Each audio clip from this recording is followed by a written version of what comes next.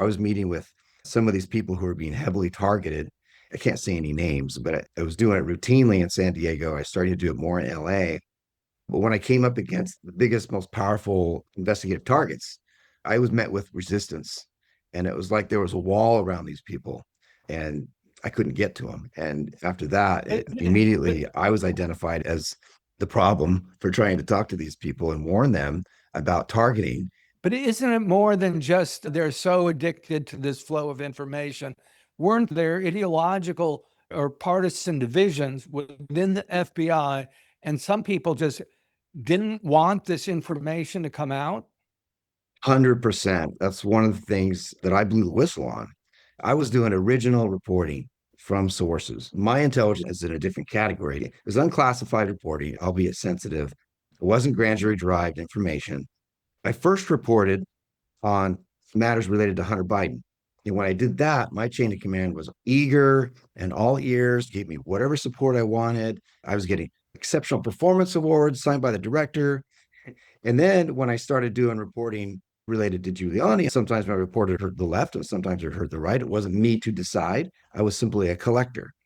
Then when I started doing reporting that showed that Giuliani had deep ties with people affiliated with the Russian intelligence service and may have, and ultimately he admitted to it and accepted money from somebody who I believe was an asset of the Russian intelligence service during an election year while he was out there repeating sound bites from a narrative developed by the Russian intelligence service.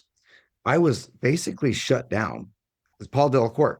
He was the assistant director in charge of LA. He shut me down. He ended the meeting rudely. And after that, it was very apparent that I was being disincentivized from investigating.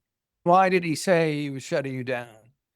He didn't say why. I didn't understand it. There were about 6 people in the meeting at the time. I talked to one of the analysts. I asked him, what happened? I don't understand because one of them is clearly a higher threat than the other. I was trying to protect the president. I was trying to protect Trump. I wasn't anti-Trump. I was trying to protect him from being targeted through Giuliani. Did anyone ever tell you not to pursue information about Trump or his associates? It got to such an extent that I just kept doing my job. I was trying to investigate foreign influence, the corruption, and I was having a lot of success doing it, and it caused a lot of waves. At one point, this individual that I told you about, who I believe became ideologically sympathetic to the goals and objectives of the Russian intelligence service, he called a meeting, and he had a meeting with me and my supervisor, and he said, point blank, no more in doing any more reporting on any current or former associates of Trump. So I was specifically told I could not do any reporting that had anything to do with Trump. Can you discuss that with anyone within the FBI? I don't know. Did you have friends who were sympathetic? Were there people above you who were at all sympathetic? Or so that's what I was saying earlier. It only takes 2 of my 22-page statement to the Senate. I described these things. I described how foreign influence task force, for example, that was established in the beginning during the Mueller investigation, right around that time, that was being used to target certain sources and shut them down. So they had preference for certain sources. And they were asking investigators nationwide to shut down certain sources, not because they were unresponsive, not because they didn't have access to criminal networks that were worthy of being investigated. They just wanted certain sources to be shut down because they didn't like the narrative that was being and those sources were people who were potentially critical of Trump or Giuliani. Is that the case? Definitely sources. I was ordered 1 week before Russia invaded Ukraine. I had people on the ground in Ukraine and in the United States and other countries. My source portfolio was gutted 1 week before Russia invaded Ukraine.